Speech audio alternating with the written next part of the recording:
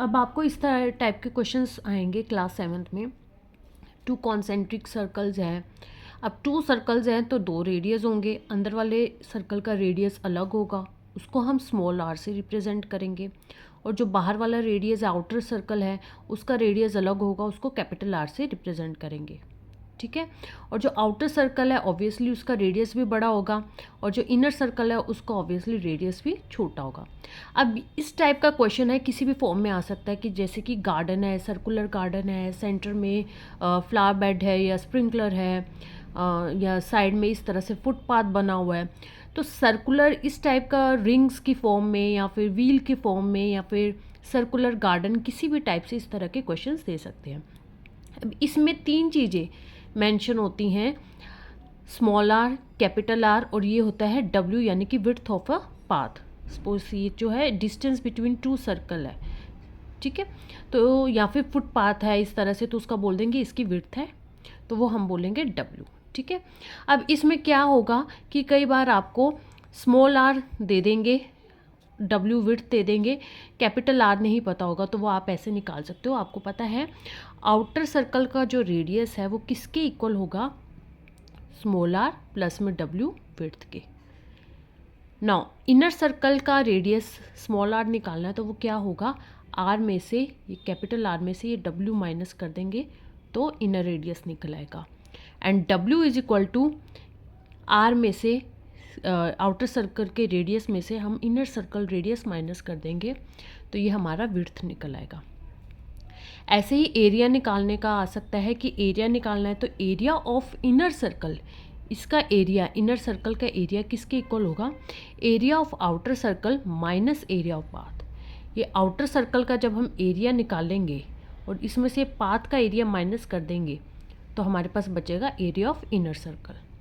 Area of path is equal to area of outer circle minus area of inner circle. अब खाली आपको area निकालना है path का, तो आप थोड़ा सा, अगर आप थोड़ा प्रैक्टिकली भी सोचोगे तो वो ऑब्वियसली पता चल जाएगा आपको कि जब आप आउटर सर्कल का एरिया है उसमें से इनर सर्कल का एरिया ये माइनस कर दोगे तो आपके पास यही बचेगा ना, रिमेनिंग एरिया।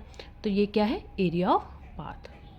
ऐसे ही एरिया ऑफ आउटर सर्कल निकालना है, आपके पास इनर सर्कल और पाथ का एरिया पता है तो दोनों को प्लस कर दोगे।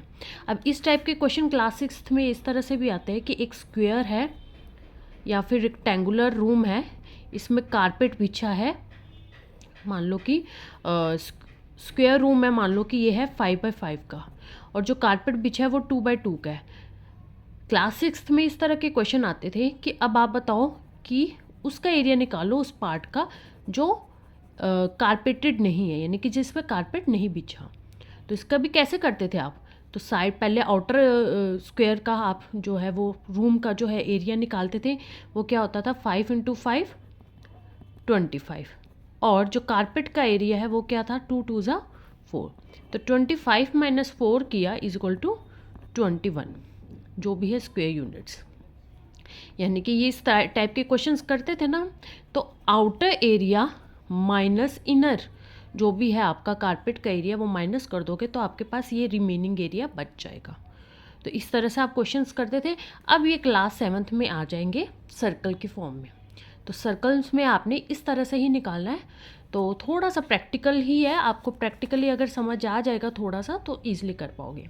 नेक्स्ट इस टाइप के क्वेश्चंस होते हैं, जैसे कि आपको व्हील दे देंगे कि एक व्हील है, उसका या तो आपको रेडियस बता देंगे या फिर डायरेक्ट ही सरकमफ्रेंस बोल देंगे। तो रेडियस दे देंगे कि मान लो कि 6 सेंटीमीटर का ये रेडियस है, इस ये व्हील है, और कहते हैं कि ये 6.2 किलोमीटर कवर करता है। तो बताओ कितने नंबर ऑफ रोटेशंस वो लेगा। तो ऑब्वियसली आपको पता जब व्हील मूव करेगा तो ये जो है इसकी जो आउटर, ये जो है ये जो साइड है यही इसके कवर करेगी। यानी कि ये मान लो कि ये व्हील चलता है यहाँ से, जैसे इसने 1 रोटेशन ली तो ये 1 रोटेशन इसकी यहाँ ख़त्म हुई, देन सेकेंड रोटेशन यहाँ। अब ये रोटेशन ले रहा है तो हम एरिया की तो कोई बात ही नहीं ना, और ये हम किसकी बात कर रहे हैं, सरकमफ्रेंस की। ठीक है, ये साइड की बात कर रहे हैं, ये आउटर, ये जो सरकमफ्रेंस है इसकी बात कर रहे हैं, इसका डिस्टेंस कवर हो रहा है।